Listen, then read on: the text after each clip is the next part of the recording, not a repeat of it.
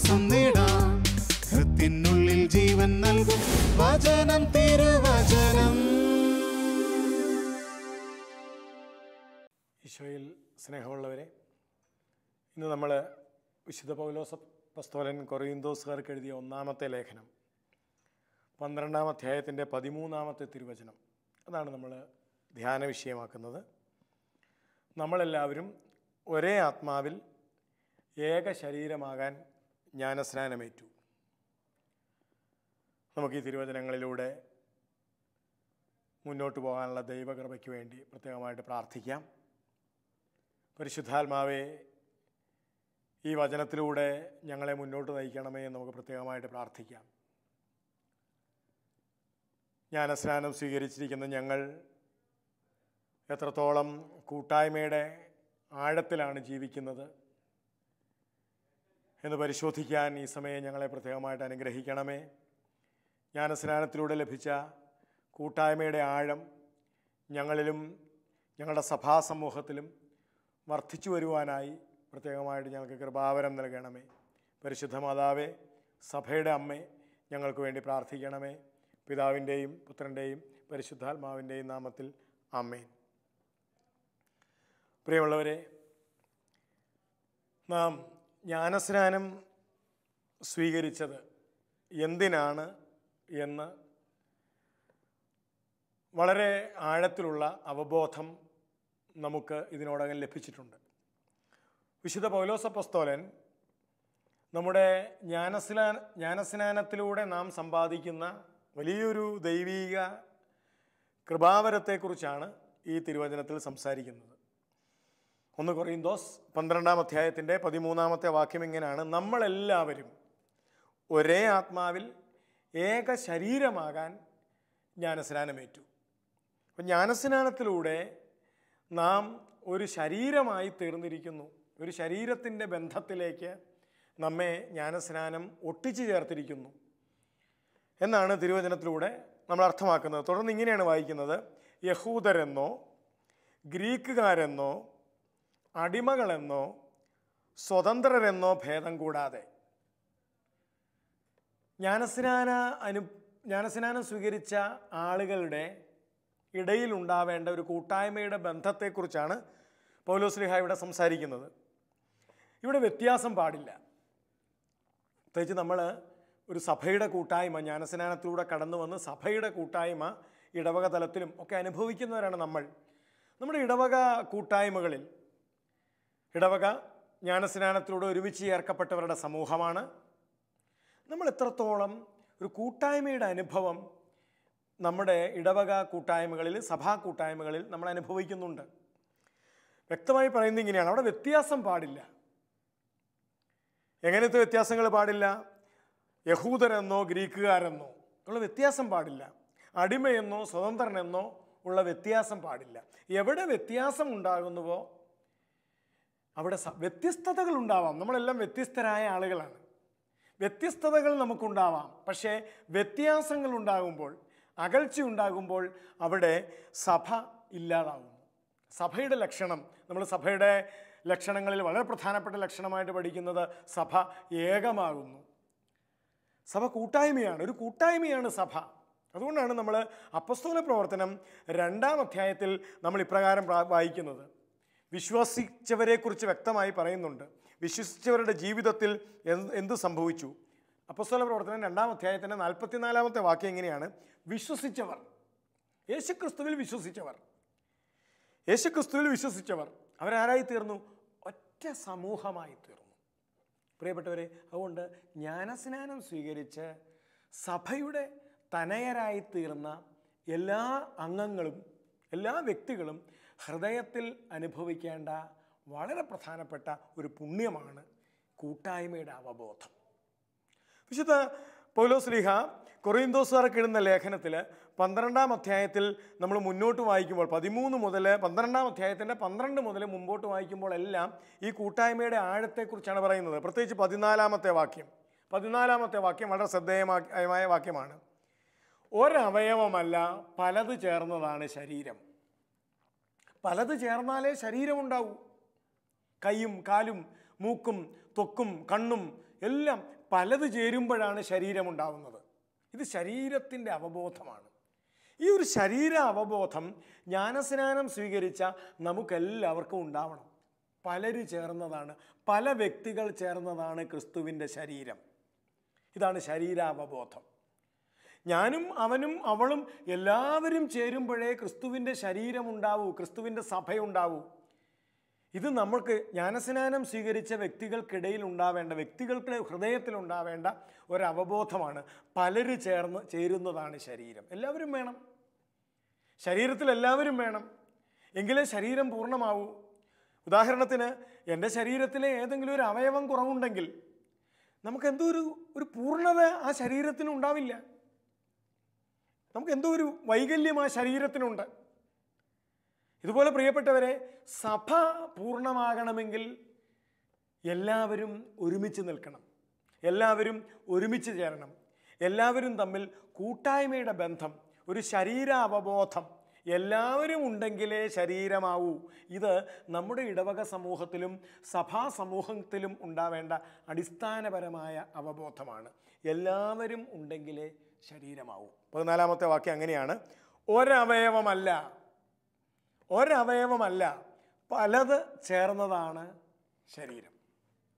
ഇത് നമ്മുടെ ഇടയിൽ, നമ്മുടെ ഇടവകകളിൽ ഇന്ന് പ്രത്യേകമായി രൂപപ്പെടേണ്ട ഒന്നാണ്. ഇതെല്ലാവർക്കും ഉണ്ടാവണം. എല്ലാവരും ചേർന്നെങ്കിലേ ക്രിസ്തുവിൻ്റെ ശരീരം പൂർണ്ണമാവൂ. 1-ാമത്തെ അവബോധം അതാണ്, ഒരു ശരീരത്തിൻ്റെ അവബോധം. 2, 15-ാമത്തെ വാക്യം, 1 കൊറിന്തോസ് 12:15: ഞാൻ കൈ അല്ലാത്തതിനാൽ ശരീരത്തിൻ്റെ ഭാഗമല്ല എന്ന് കാൽ പറഞ്ഞാൽ അത് ശരീരത്തിൻ്റെ ഭാഗമല്ലെന്ന് വരുമോ? നമ്മുടെ ഇടയിൽ ചിലപ്പോൾ ഉണ്ടാകാവുന്ന ഒരു പ്രവണതയാണത്. എനിക്ക് വലിയ റോളൊന്നുമില്ല, ഞാനില്ലെങ്കിലും ഇടവകയ്ക്ക് എന്നാ കുഴപ്പം, ഞാനില്ലെങ്കിലും സഭയ്ക്ക് എന്നാ കുഴപ്പം, എല്ലാം നന്നായി പൊക്കോളുമല്ലോ, കാര്യങ്ങളെല്ലാം പൊക്കോളുമല്ലോ, ഞാനില്ലെങ്കിൽ എന്നാ കുഴപ്പം, അല്ലെങ്കിൽ തന്നെ എനിക്കെന്താ ഇവിടെ കാര്യം, നമുക്കുള്ളിലുണ്ടാകാവുന്ന ഒരു സ്വാഭാവിക ചിന്തയാണ്. എനിക്കെന്നാ കാര്യം ഇരിക്കുന്നത്, ഞാനില്ലെങ്കിലും കാര്യങ്ങൾ നടന്നു പോകുമല്ലോ. ഇത് നമുക്ക് വ്യക്തിപരമായി തോന്നാവുന്ന ഒരു ചിന്തയാണ്. അതുകൊണ്ടാണ് ഇവിടെ പറഞ്ഞിരിക്കുന്നത്, കൈ പറയുകയാണ് ഞാൻ കാലല്ലല്ലോ, പിന്നെ ഞാൻ എന്തിനാണ് ഇത്ര കാര്യമായിട്ട് ഞാൻ പ്രവർത്തിക്കുന്നത്, ഞാൻ കാലല്ലല്ലോ, എന്നെ കൊണ്ട് നടക്കാനൊന്നും പറ്റൂലല്ലോ, ഞാൻ കൈ അല്ലാത്തതിനാൽ ശരീരത്തിൻ്റെ ഭാഗമല്ലെന്ന് കാൽ പറഞ്ഞാലോ, ഞാൻ ശരീരത്തിൻ്റെ ഭാഗമല്ല, കൈ അല്ലാത്തത് കൊണ്ടെന്ന് കാലിന് തോന്നിയാലോ, എനിക്കൊന്നും എടുക്കാൻ പറ്റുകയില്ല, എനിക്കൊന്നും പിടിക്കാൻ പറ്റുകയില്ല, എനിക്കങ്ങനെ വലിയ വഴക്കമൊന്നുമില്ല, അതുകൊണ്ട് ഞാൻ ഈ ശരീരത്തിൽ ഇല്ലേലും കുഴപ്പമൊന്നുമില്ല. ഇത് നമുക്ക് നമ്മുടെ ഇടവകകളിലും സഭാ സമൂഹങ്ങളിലും ഒക്കെ ഉണ്ടാവാൻ സാധ്യതയുള്ളൊരു ചിന്തയാണ്. ഞങ്ങളുടെ വീട് ഒരു പാവപ്പെട്ട വീട്, അതിന് ഇടവകയിൽ ഞങ്ങളില്ലേലും കാര്യങ്ങൾ നടന്നോളും, ഞങ്ങൾ പോയില്ലേലും കാര്യങ്ങൾ നടന്നോളും, കൂട്ടായ്മയിൽ ഞാൻ ചെന്നില്ലെങ്കിലും കാര്യങ്ങൾ നടന്നോളും, പള്ളിയിൽ ഞാനില്ല അല്ലേ തന്നെ എനിക്ക് വലിയ വിലയൊന്നും ഇല്ലല്ലോ, ഞാൻ അത്ര പ്രധാനപ്പെട്ട ആളൊന്നും അല്ലല്ലോ. നമുക്ക് തോന്നാവുന്നൊരു ചിന്തയാണ്, ഞാൻ അത്ര പ്രധാനപ്പെട്ട ആളൊന്നും അല്ലല്ലോ, എനിക്ക് വലിയ കഴിവൊന്നും ഇല്ലല്ലോ. അവിടെ വലിയ പരിചയമുള്ള ആൾക്കാരുണ്ട്, അനുഭവമുള്ള ആൾക്കാരുണ്ട്, സമ്പത്തുള്ള ആൾക്കാരുണ്ട്, എനിക്ക് സമ്പത്തും ഇല്ല, അനുഭവവും ഇല്ല, പരിചയവും ഇല്ല, കഴിവും ഇല്ല, അതുകൊണ്ട് ഞാനിങ്ങനെ ഏതെങ്കിലും മൂലയിൽ ജീവിച്ചോളാം. ഇത് ക്രിസ്തുവിൻ്റെ ശരീരത്തിന് നിരക്കുന്ന ഒരു ചിന്താഗതി അല്ല. കൂട്ടായ്മയുടെ തലത്തിൽ നമ്മൾ ഒരു സമൂഹത്തിലെ വിവിധ അംഗങ്ങളോ വ്യക്തികളോ അല്ല, സഭ യേശുക്രിസ്തുവിനോട് ഒരുമിച്ച് ചേർക്കപ്പെട്ടവരുടെ സമൂഹമാണ്. യേശുക്രിസ്തുവിനോട് ഒരുമിച്ച് ചേർക്കപ്പെട്ടവരുടെ, യേശുക്രിസ്തുവിനോട് ഒട്ടിച്ചു ചേർക്കപ്പെട്ടവരുടെ സമൂഹമാണ് സഭ. അതുകൊണ്ടാണ് നമ്മൾ അപ്പസ്തോല പ്രവർത്തനം 2-ാം അധ്യായത്തിൽ നമ്മൾ നേരത്തെ വായിച്ചു കേട്ടു, വിശ്വസിച്ചവരെല്ലാവരും ഒറ്റ സമൂഹമായി. ഇത് സഭയുടെ ലക്ഷണമാണ്.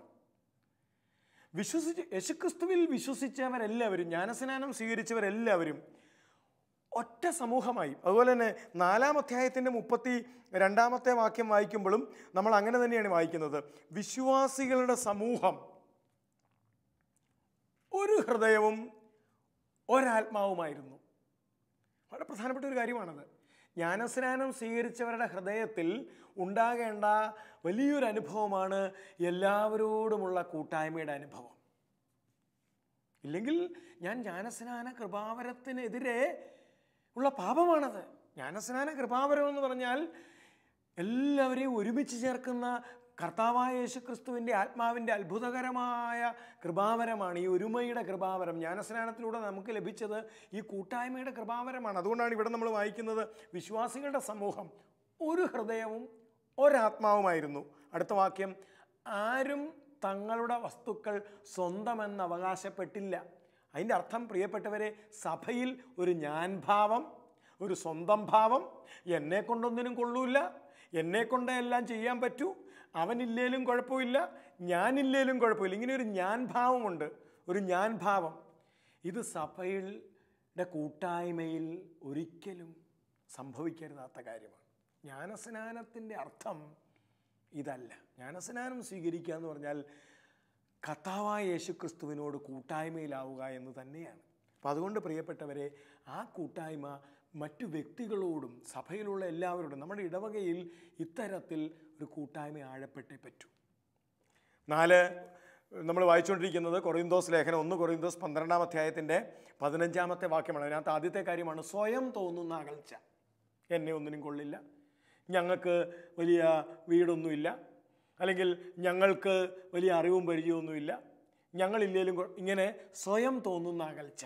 അത് ജ്ഞാനസ്നാനത്തിലൂടെ നമുക്ക് ലഭിച്ച കൂട്ടായ്മയിൽ ജീവിക്കുന്നതിന് അപകടകരമാണ് സ്വയം തോന്നുന്ന അകൽച്ച. അടുത്തത് 21-ാമത്തെ വാക്യം, കണ്ണിന് കയ്യോട് എനിക്ക് നിന്നെക്കൊണ്ട് ആവശ്യമില്ല എന്നോ, തലയ്ക്ക് കാലിനോട് എനിക്ക് നിന്നെക്കൊണ്ട് ഇല്ല എന്നോ പറയുക സാധ്യമല്ല. ഇപ്പം കണ്ണ് പറയുവാണ് കയ്യോട്, നിന്നെക്കൊണ്ട് എനിക്ക് ഒരു ഉപകാരവും ഇല്ല. തല കാലിനോട് പറയുകയാണ്, നിന്നെക്കൊണ്ടും എനിക്ക് ഉപകാരമില്ല എന്ന് പറയുക ഈ ശരീരാവബോധത്തിനെതിരാണ്. ചിലപ്പോൾ നമ്മുടെ സമൂഹത്തിൽ ഉണ്ടായി വരുന്ന ഒരു ചിന്തയാണ്, നിന്നെക്കൊണ്ട് ഒന്നിനും കൊള്ളില്ല, നിനക്ക് വലിയ കഴിവൊന്നുമില്ല, അല്ലെങ്കിൽ നിനക്കതിനുള്ള പ്രാപ്തിയൊന്നുമില്ല, നീ ഇല്ലേലും കുഴപ്പമില്ല, നിങ്ങളുടെ കുടുംബം ഇല്ലേലും കുഴപ്പമൊന്നുമില്ല. ഒരു വ്യക്തിയോടും, ജ്ഞാനസ്നാനം സ്വീകരിച്ച ഒരു വ്യക്തിയോടും നമുക്കങ്ങനെ പറയുക സാധ്യമല്ല. അത് കൂട്ടായ്മയ്ക്ക് വിഘാതമാണ്. അത് ജ്ഞാനസ്നാന കൂട്ടായ്മയുടെ സ്പിരിറ്റിന്, ആത്മാവിന് എതിരാണത്. നിന്നെക്കൊണ്ട് ഉപയോഗമില്ല.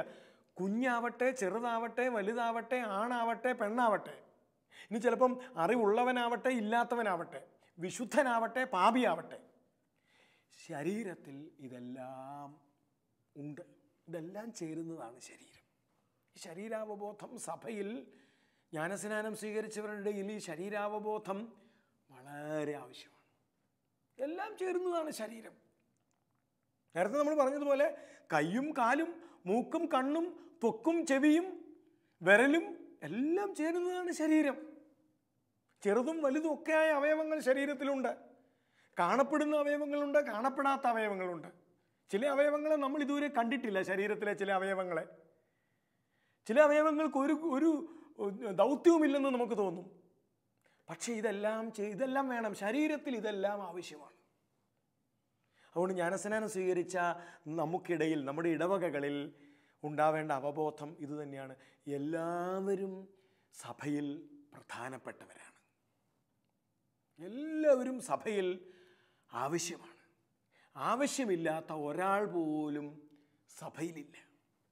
ഇപ്പം ഇടവകയെ സംബന്ധിച്ച് പറഞ്ഞാൽ എല്ലാവരും ഇടവകയിൽ ആവശ്യമുള്ളവരാണ്.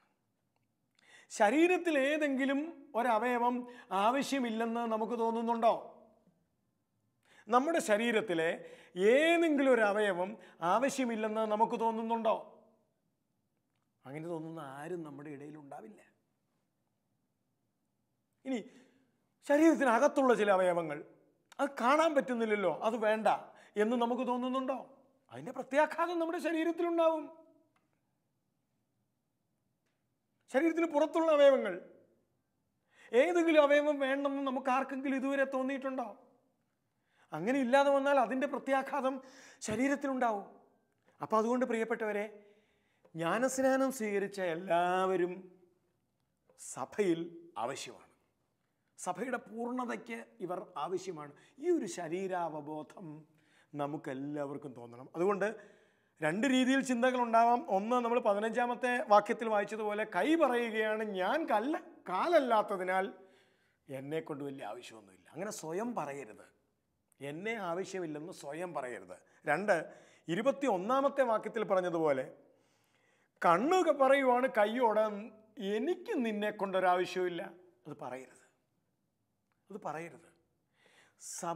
സഭയിൽ ഒരാൾ പോലും പറയരുത്, നിന്നെ കൊണ്ട് ഈ ഇടവകയ്ക്ക് ഒരാവശ്യമില്ല, നിന്നെ കൊണ്ട് സഭയ്ക്ക് ഒരാവശ്യവുമില്ല. പറയരുത്. കാരണം അവനും കൂടി ഉണ്ടെങ്കിലേ ഇടവക പൂർണ്ണമാവൂ, അവളും കൂടി ഉണ്ടെങ്കിലേ സഭ പൂർണ്ണമാവൂ. എത്ര ചെറുതോ വലുതോ ആവട്ടെ, കാണപ്പെടുന്നതോ കാണപ്പെടാത്തതോ ആവട്ടെ, വിശുദ്ധനോ പാപിയോ ആവട്ടെ, അവനും അവളും കൂടി ഉണ്ടെങ്കിലേ സഭ പൂർണ്ണമാവും. ഈ ഒരു കൂട്ടായ്മയുടെ വലിയ അവബോധം സഭയിൽ രൂപപ്പെടണം.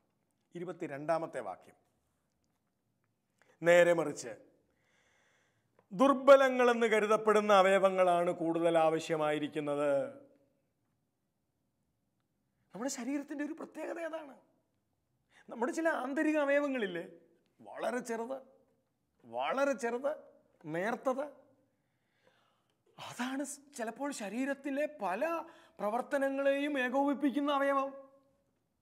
അത് ചിലപ്പോൾ ഇല്ലാതെ വന്നാൽ ചിലപ്പോൾ കാഴ്ച പോയെന്നിരിക്കും, കേൾവി പോയെന്നിരിക്കും, ശരീരത്തിൻ്റെ ബാലൻസ് പോയെന്നിരിക്കും, ശരീരത്തിൻ്റെ ഏതെങ്കിലും ഭാഗത്തിൻ്റെ പ്രവർത്തനം ചിലപ്പം നഷ്ടപ്പെടുന്നിരിക്കും. എന്തെല്ലാം സംഭവങ്ങൾ, പ്രത്യാഘാതങ്ങൾ ഉണ്ടാവാം ശരീരത്തിൽ ആ ദുർബലമായ ഒരു അവയവം ഇല്ലാതെ വന്നാൽ. അവിടെയാണ് വ്യക്തമായിട്ട് 22-ാമത്തെ വാക്യം പറയുന്നത്, ദുർബലങ്ങളെന്ന് കരുതപ്പെടുന്ന അവയവങ്ങളാണ് ഏറ്റവും ആവശ്യമായിരിക്കുന്നത്. ദുർബലങ്ങളെന്ന് കരുതപ്പെടുന്ന അവയവമാണ് ഏറ്റവും ആവശ്യമായിരിക്കും. ഇതാണ് ശരീരാവബോധത്തിൻ്റെ അടുത്ത ചിന്ത. നമ്മൾ ചിലപ്പം ഒന്നിനും കൊള്ളില്ലെന്ന് പറയുന്ന ചില വ്യക്തികളായിരിക്കാം ക്രിസ്തുവിൻ്റെ ശരീരത്തിലെ പ്രധാനപ്പെട്ടവർ. നമ്മൾ ചിലപ്പം ഒരു വിലയും കൽപ്പിക്കാതെ സഭയിൽ ചിലപ്പോൾ മാറ്റി നിർത്തിയിരിക്കുന്ന ചില വ്യക്തികളായിരിക്കാം ഈ ക്രിസ്തു ശരീരത്തിലെ ചില പ്രധാനപ്പെട്ടവർ. അതുകൊണ്ട് പ്രിയപ്പെട്ടവരെ, സഭയിലെ, നമ്മുടെ ഇടവകയിലെ ഒരു വ്യക്തി പോലും മാറ്റി നിർത്തപ്പെടേണ്ടവൻ അല്ല. ദുർബലനെന്ന് നമുക്ക് തോന്നിയാൽ, കഴിവ് കുറഞ്ഞവളെന്ന് നമുക്ക് തോന്നിയാൽ, ഭംഗിയില്ലാത്തതെന്ന് നമുക്ക് തോന്നിയാൽ അത് നമ്മുടെ കാഴ്ചയുടെ കുറ്റമാണ്, നമ്മുടെ നോട്ടത്തിൻ്റെ കുറ്റമാണ്. ഇത് ശരീരത്തിലെ വളരെ പ്രധാനപ്പെട്ട ഒരു അവയവമായിരിക്കാം. അതുകൊണ്ട് നമ്മുടെ ഇടവകയിലെ എല്ലാ വ്യക്തികളും പ്രധാനപ്പെട്ടവരാണ്. അത് ക്രിസ്തു ശരീരത്തിലെ അവയവമായതുകൊണ്ടാണ് അതിൻ്റെ പ്രാധാന്യം. അല്ല, കഴിവ് വെച്ചല്ല, സമ്പത്ത് വെച്ചല്ല, വിശുദ്ധി വെച്ചല്ല, പ്രവർത്തനങ്ങളുടെ ബാഹുല്യം വെച്ചല്ല. എല്ലാ വ്യക്തിയും ക്രിസ്തു ശരീരത്തിലെ വളരെ പ്രധാനപ്പെട്ട അതുകൊണ്ട് നമുക്ക് അങ്ങനെ ഒരു അവബോധം എല്ലാവരോടും. അതുകൊണ്ടാണ് ക്രിസ്തുവിൻ്റെ 3 വർഷത്തെ പരസ്യജീവിത കാലമെടുത്തെ ആരെയാണ് കർത്താവ് അവഗണിച്ചിട്ടുള്ളത്? ആരെയും അവഗണിച്ചിട്ടില്ല. കാരണം എല്ലാവരും ഈ ശരീരത്തിലെ വളരെ പ്രധാനപ്പെട്ട അവയവങ്ങളാണ്. മർക്കോസ് സുവിശേഷം 3-ാം അധ്യായത്തിൽ സുന്ദരമായൊരു രംഗം നമ്മൾ വായിക്കുന്നുണ്ട്. സിനഗോഗിലേക്ക് കയറി വരുമ്പോൾ കർത്താവ് കാണുന്ന കാഴ്ച, സിനഗോഗിനകത്ത് 3 ഒക്കെ തട്ടുകളാണ് അന്നത്തെ സിനഗോഗുകൾക്ക്. പ്രധാനപ്പെട്ടവർ, അപ്രധാനപ്പെട്ടവർ, ഒട്ടും പ്രാധാന്യമില്ലാത്തവർ, അങ്ങനെ വേണേൽ അതിനെ തിരിക്കാം. ശുദ്ധർ, ഏറ്റവും മുൻപിൽ വിശുദ്ധർ, പിന്നെ കുറച്ച് ശുദ്ധി കുറഞ്ഞവർ, പിന്നെ ഒട്ടും ശുദ്ധരല്ലാത്തവർ. ഇങ്ങനെയുള്ള തിരിവ് ക്രിസ്തുവിൻ്റെ കാലത്ത് സിനഗോഗിലുണ്ടായിരുന്നു. തിരിവ്, പ്രിയപ്പെട്ടവരെ, തിരിവ്, ഒന്നിൻ്റെ പേരിലുമുള്ള തിരിവ് സഭയുടെ അരൂപിക്ക് നിരക്കുന്നത് അല്ല, കൂട്ടായ്മയുടെ അരൂപിക്ക് നിരക്കുന്നത് അല്ല, ജ്ഞാനസ്നാനത്തിൻ്റെ അരൂപിക്ക് നിരക്കുന്നത് അല്ല. അതുകൊണ്ടാണ് നമ്മൾ കൊറിന്തോസ് ലേഖനം 12-ാം അധ്യായത്തിൻ്റെ 13-ാമത്തെ വാക്യം വായിച്ചപ്പോൾ ഇങ്ങനെ വായിച്ചത്, യഹൂദരെന്നോ ഗ്രീക്കുകാരെന്നോ അടിമയെന്നോ സ്വതന്ത്രനെന്നോ ഉള്ള വ്യത്യാസം ഈ ജ്ഞാനസ്നാന കൂട്ടായ്മയിൽ ഉണ്ടാവരുത്. ഈ വ്യത്യാസം ഉള്ള സ്ഥലത്തേക്കാണ് കർത്താവ് കടന്നു വന്നത്. സിനഗോഗിൽ ദൈവത്തിൻ്റെ മുമ്പിൽ നിൽക്കുന്ന മനുഷ്യർക്കിടയിൽ ഇതാ തിരിവിരിക്കുന്നു, വിവിധ തിരിവുകൾ. അതുകൊണ്ടാണ് കർത്താവ് നടുക്കു നിൽക്കുന്ന കൈശോഷിച്ച ഒരുവനെ പിടിച്ച് മുമ്പിൽ കൊണ്ട് നിർത്തുന്നത്. മുമ്പിൽ നിൽക്കുന്നവരാരാണ്? ഒരു കുറവുമില്ലാത്തവർ, വിശുദ്ധർ. കൈശോഷിച്ചവനെക്കുറിച്ചുള്ള അന്നത്തെ ധാരണ എന്താ? ചില അംഗവൈകല്യമുള്ളവർ, ചില മുടന്തുള്ളവർ, ചില തളർവാദ രോഗികളൊക്കെ ജനിച്ചു വീഴുന്നത് അവരുടെ മാതാപിതാക്കളുടെ പാപം കൊണ്ടാണ്. അപ്പോൾ അങ്ങനെ ജനിച്ചു വീണൻ മാതാപിതാക്കൾ പാപികളായതുകൊണ്ട് ഈ മകനും പാപിയാണ്. അങ്ങനെയെങ്കിൽ മുടന്തൻ പാപിയാണ്. അതുകൊണ്ടാണ് അവൻ പുറത്തു നിൽക്കേണ്ടി വന്നത്. തിരിവവിടെയുണ്ട്. അവനെ പിടിച്ച് കർത്താവ് മുമ്പിൽ കൊണ്ട് നിർത്തുമ്പോൾ കർത്താവ് നൽകുന്ന ഒരു വലിയ പാഠമുണ്ട്. തിരിവ് ഒന്നിൻ്റെ പേരിലും സഭയിലുണ്ടാവാൻ, ക്രിസ്തു ശരീരത്തിൽ ഉണ്ടാവാൻ പാടില്ല. അതുകൊണ്ട് കഴിവ് കുറഞ്ഞവരെന്നും കഴിവ് ഉള്ളവരെന്നും കഴിവ് കേടുള്ളവരെന്നും, അല്ലെങ്കിൽ കൂടുതൽ നല്ലവരെന്നും കുറച്ച് നല്ലവരെന്നും മോശമായവരെന്നും തിരിക്കുന്നത് ജ്ഞാനസ്നാനത്തിൻ്റെ അരൂപിയുടെ, കൂട്ടായ്മയുടെ അരൂപിയുടെ ലംഘനമാണ്. 26 വാക്യം, 26 ഈ ഭാഗത്തെ മർമ്മപ്രധാനമായ വാക്യം. 1 കൊറിന്തോസ് 12:26 അതിങ്ങനെയാണ്: ഒരവയവം വേദന അനുഭവിക്കുമ്പോൾ എല്ലാ അവയവങ്ങളും വേദന അനുഭവിക്കുന്നു. അത് ശരീരത്തിൻ്റെ ഏറ്റവും വലിയ പ്രത്യേകത അതാണ്. ഞാൻ നടക്കുമ്പോൾ എൻ്റെ ഇടത്തേക്കാലിൻ്റെ ചെറുവിരൽ കല്ലെ തട്ടി മുട്ടി ചോര വന്നു. ഓടിച്ചെല്ലുവാണ് അവിടെ. ആരൊക്കെ? കൈ ചെല്ലുന്നു, തല ചെല്ലുന്നു, വായ് ചെല്ലുന്നു. ഊതാൻ എന്നൊരു ഊതല്. കൈ ചെല്ലുന്നു, തല ചെല്ലുന്നു, വായ് ചെല്ലുന്നു. ആ ഇടത്തെ കാലിൻ്റെ ചെറുവിരലിന് ഒരു നൊമ്പരമുണ്ടായപ്പോൾ. ഇതാണ് ശരീരം. അത് ഇടത്തുകാലിൻ്റെ ചെറുവിരലിൻ്റെ വേദനയല്ല, അത് കൈയുടെ വേദനയാണ്. അതുകൊണ്ടാണ് കൈ ഓടിച്ചെല്ലുന്നത്. അത് തലയുടെ വേദനയാണ്. അതുകൊണ്ടാണ് തല ഓടിച്ചെല്ലുന്നത്. അത് വായുടെ വേദനയാണ്. അതുകൊണ്ടാണ് വായ ഓടിച്ചെല്ലുന്നത്. ഇത് ജ്ഞാനസ്നാന ബന്ധമാണ് സൂചിപ്പിക്കുന്നത്. നമ്മുടെ ഇടയിൽ ഉണ്ടാവേണ്ട ജ്ഞാനസ്നാന ബന്ധത്തെക്കുറിച്ചാണ്, ജ്ഞാനസ്നാന കൂട്ടായ്മയെക്കുറിച്ചാണ് ഇത് സൂചിപ്പിക്കുന്നത്. നമ്മുടെ ഇടവകകളിൽ ഒരാളുടെ വേദനയിൽ എല്ലാവരും വേദനിക്കുന്ന ജ്ഞാനസ്നാന കൃപാവരം നമ്മുടെ വ്യക്തി ജീവിതത്തിലുണ്ടോ? അതോ ഒരുവൻ്റെ വേദന അവൻ്റെ മാത്രം വേദനയാണോ? ഒരുവൻ്റെ സങ്കടം അവൻ്റെ മാത്രം സങ്കടമാണോ? ഒരുവൻ്റെ ദുഃഖം അവൻ്റെയും അവൻ്റെ വീടിൻ്റെയും മാത്രം ദുഃഖമായിട്ട് മാറുന്നോ? അതോ അവൻ്റെ ദുഃഖം എൻ്റെ ഹൃദയത്തെ മഥിക്കുന്നോ? അവൻ്റെ വേദന എൻ്റെ ചങ്ക് പൊള്ളിക്കുന്നുവോ? ഇത് കത്തോലിക്ക തിരുസഭയുടെ ഏത് തലത്തിലും ജ്ഞാനസ്നാനം സ്വീകരിച്ച വ്യക്തികളുടെ ഇടയിൽ ഉണ്ടാവേണ്ട കൂട്ടായ്മയുടെ അനുഭവമാണ്. അല്ലെങ്കിൽ പ്രിയപ്പെട്ടവരെ, നാം സഭ അല്ലാതായി മാറും. കാരണം സഭ കൂട്ടായ്മയുടെ, ഒരുമിച്ച് ചേർക്കപ്പെട്ടവർ, എക്ലേസിയ വിളിച്ച് ചേർക്കപ്പെട്ടവരുടെ സമൂഹമാണ്. ഒരുമിച്ച് ചേർക്കപ്പെട്ടവരുടെ സമൂഹമാണ് സഭ. ഇത് നമ്മുടെ ഇടവകയിലും സഭയുടെ മറ്റ് തലങ്ങളിലുമെല്ലാം എല്ലാവർക്കും ഈ അവബോധം രൂപപ്പെടണം. ഞാൻ ക്രിസ്തു ശരീരത്തിലെ പ്രധാനപ്പെട്ട അവയവമാണെന്ന് എനിക്കും, അവൻ പ്രധാനപ്പെട്ട അവയവമാണെന്ന് മറ്റുള്ളവർക്കും ഒരവബോധം രൂപപ്പെടുന്നില്ലെങ്കിൽ നാം ജ്ഞാനസ്നാനത്തിൻ്റെ അരൂപിക്ക് നിരക്കാത്ത സഭയായി മാറും. ജ്ഞാനസ്നാനത്തിൻ്റെ ചൈതന്യത്തിന് നിരക്കാത്ത സഭയായി മാറും. നമ്മൾ 1 കൊറിന്തോസ് 12:26 വായിച്ചു നിൽക്കുന്നത്. ഒരവയവം വേദന അനുഭവിക്കുമ്പോൾ എല്ലാ അവയവങ്ങളും വേദന അനുഭവിക്കുന്നു. ഒരവയവം പ്രശംസിക്കപ്പെടുമ്പോൾ എല്ലാ അവയവങ്ങളും പ്രശംസിക്കപ്പെടുന്നു. ഒരാളുടെ സന്തോഷം എല്ലാവരുടെയും സന്തോഷമായി മാറുന്നുണ്ടോ? അതോ ഒരാൾക്ക് സന്തോഷം ഉണ്ടാകുമ്പോൾ മറ്റൊരാൾക്ക് അസൂയയാണോ തോന്നുന്നത്? ഒരാൾക്ക് ദുഃഖം ഉണ്ടാകുമ്പോൾ മറ്റൊരാൾക്ക് സന്തോഷമാണോ തോന്നുന്നത്? ചിലപ്പോഴെങ്കിലുമൊക്കെ സഭയുടെ പല തലങ്ങളിൽ, നമ്മുടെ ഇടവക ബന്ധങ്ങളിൽ ഒക്കെ നമ്മൾ കണ്ടുവരുന്ന ഒരു വസ്തുത തന്നെയാണത്. ഒരാൾക്ക് ദുഃഖം ഉണ്ടാകുമ്പോൾ മറ്റേയാൾക്ക് സന്തോഷം തോന്നുന്നു. ഒരാൾക്ക് ഒരു നേട്ടം ഉണ്ടാകുമ്പോൾ ഇവിടെ മറ്റൊരാൾക്ക് അസൂയ തോന്നുന്നു. അതിൻ്റെ അർത്ഥം നാം സഭയുടെ അരൂപി, ജ്ഞാനസ്നാനത്തിൻ്റെ അരൂപി നമ്മളിൽ നിന്ന് നഷ്ടപ്പെട്ടു എന്ന് തന്നെയാണ്. അതുകൊണ്ട് പ്രിയപ്പെട്ടവരെ, ജ്ഞാനസ്നാനത്തിൻ്റെ കൃപ കൂട്ടായ്മയുടെ കൃപയാണ്. ഒരുമിച്ച് ചേരലിൻ്റെ, ഒരുമിച്ച് നിൽക്കലിൻ്റെ കൃപയാണ് ജ്ഞാനസ്നാനത്തിൻ്റെ കൃപ. ഈ കൃപാവരം നമ്മളിൽ നിന്ന് ചോർന്ന് നമ്മൾ എത്ര വലുതായാലും, കൂട്ടായ്മയുടെ കൃപാവരം നമ്മളിൽ നിന്ന് ചോർന്ന് നമ്മൾ എത്ര വളർന്ന് പന്തലിച്ചാലും, നമ്മളെത്ര ശക്തരായാലും നാം സഭയല്ലാതായി മാറും എന്ന അപകടകരമായ ഒരു വസ്തുത നമ്മുടെ മുൻപിൽ നിലനിൽക്കുന്നു. അതുകൊണ്ട് നമുക്കിങ്ങനെ പ്രാർത്ഥിക്കണം. ജ്ഞാനസ്നാനം സ്വീകരിച്ച എന്നിൽ കൂട്ടായ്മയുടെ, എല്ലാവരോടുമുള്ള കൂട്ടായ്മയുടെ വലിയ കൃപാവരം തന്ന് തിരിച്ചു വ്യത്യാസങ്ങൾ ഒരിക്കലും എൻ്റെ മനോഭാവത്തിലുണ്ടാവാതെ ശരീരത്തിലെ എല്ലാവരെയും ഒരുപോലെ കാണാൻ, വലുതായി കാണാൻ ഒരു ശരീരാവബോധം തന്ന് ഞങ്ങളെ അനുഗ്രഹിക്കണമേ എന്ന് നമുക്ക് പ്രാർത്ഥിക്കാം. നമുക്കിപ്രകാരം പ്രാർത്ഥിക്കാം. കർത്താവായ ഈശോയെ, അങ്ങ് കുരിശിൽ മരിച്ചതും അങ്ങ് പീഡ അനുഭവിച്ചതും ഞങ്ങളെ ചേർത്ത് നിർത്താനാണ്. ദൈവമക്കളുടെ സ്വാതന്ത്ര്യത്തോടെ ഞങ്ങളെ ചേർത്ത് നിർത്താനാണ്.